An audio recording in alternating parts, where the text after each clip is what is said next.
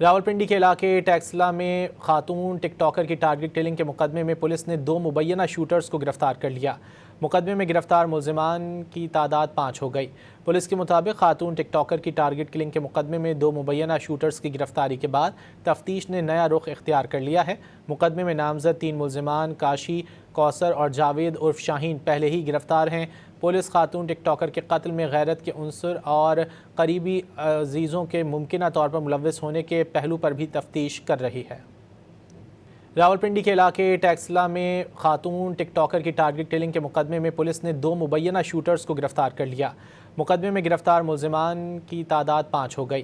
Police के मुताबिक खातून TikToker की टारगेट किलिंग के मुकदमे में 2 मुबैना शूटर्स की गिरफ्तारी के बाद तफ्तीश ने नया रुख इख्तियार कर लिया है। मुकदमे में नामजद 3 मुलजिमान काशी, कौसर और जावेद उर्फ शाहीन पहले ही गिरफ्तार हैं। पुलिस खातून टिकटॉकर के कत्ल में गैरत के उनसर और करीबी अजीज़ों के मुमकिन तौर पर मुलव्वस होने के पहलू पर भी तफ्तीश कर रही है।